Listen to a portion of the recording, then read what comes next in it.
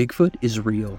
Imagine this. You're a long-haul truck driver, and in the stillness of the night, you pull off the freeway onto a secluded Forest Service road in hopes of finding a place to rest from the long drive. You find a spot to park the truck, and you head back to the sleeping compartment to lay down. The cabin is dimly lit, and the engine hums softly as you drift into sleep. Tranquility then shatters as you awaken to the sound of creaking metal. The cabin of your truck starts rocking violently back and forth. Fear grips you as you realize you're not alone. With your heart racing, you scramble towards the driver's seat, desperate to escape. And in the fleeting moment, you look out the window on the passenger side and catch a glimpse of a colossal figure. A hulking, human-like shape covered in reddish-brown fur. It pauses and then bolts into the dark shadows of the forest, leaving you breathless and trembling. As you get the truck moving, you feel the weight of what had just happened settle in. You witness something that most people will never witness in their entire lives.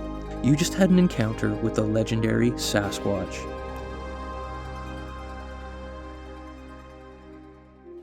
Hey everyone, welcome to Mountain Beast Mysteries. I wanted to talk about a very cool Bigfoot encounter that happened back early summer 1996 in Idaho. There was a truck driver, he was on I-90, and it was about 3 o'clock in the morning, and the guy was tired, so he decided to pull off the freeway onto a Forest Service road and find a place to park and have a nap. He's driving a Freightliner. There's obviously a sleeping compartment in the back, with it's like kind of like a bunk bed setup with 2 queen-size beds. Apparently the top bed was folded up, but he lays down in bed for probably about 15 to 20 minutes. Like, totally surrounded by forest, by trees. He's the only one down the road. He's laying there, hoping to get a good night's sleep. And then out of nowhere, he feels the truck start to rock back and forth a couple times. It's like, okay, what was that? And then it does it again, about 3 times. The truck goes back and forth like that. So he's thinking, like, what the heck is going on? And then out of nowhere, the truck starts violently rocking back and forth. Like something had grabbed the handles, like, that are on the side of the truck, like there's bars, and was basically ragdolling the truck for some reason, almost seeming like whatever it was trying to tip the truck over. Okay? And we know, like, the normal animals in the forest can't do anything like that. Like, they can't grab a hold of something. Like, you can push on something, but to be able to pull it back too, like, that requires hands. And what is out there in the forest that has hands that we know of? Sasquatch.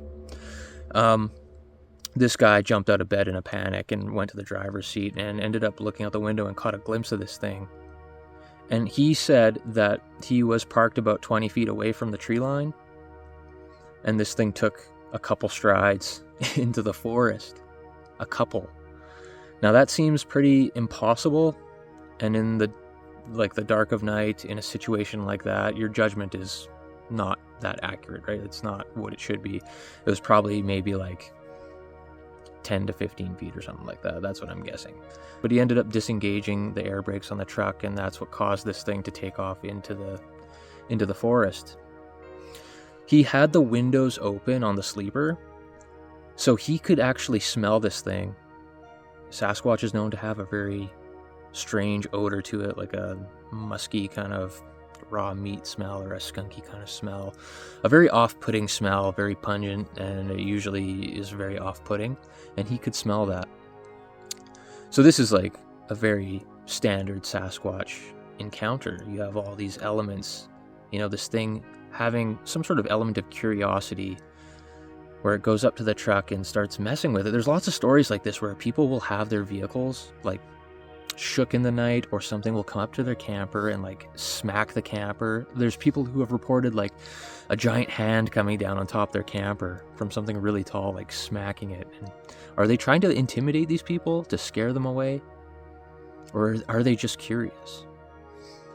This couldn't have been a hoax. If somebody's just driving down the highway and they randomly decide to pull off to have a nap, like, it's a completely random location. Nobody's expecting this guy to park there. So it's a completely random event, and it didn't take long for this creature. Who knows how far away it was when this guy parked the truck there, but it didn't take long, 15 to 20 minutes before this thing showed up. I mean, they can move really fast, you know, and they take those really big strides, but this thing was in the area.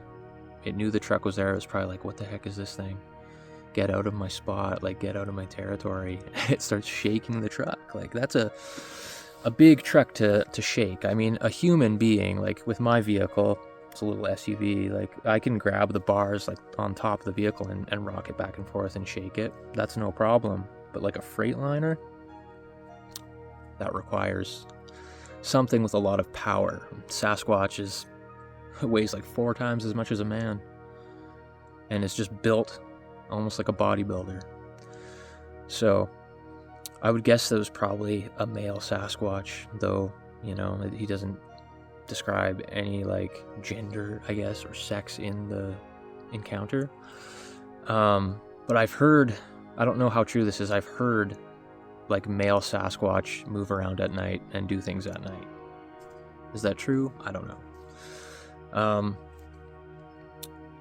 When I was at Henry Lake on Vancouver Island filming Wild Man, My Search for Sasquatch, I slept in the driver's seat of my vehicle, and one of my biggest fears was waking up in the night to something looking into my vehicle or flipping over my vehicle, because prior to going out there, I had read a story somewhere where I guess somebody had their truck flipped over onto its side. I can't verify that, but I read it online.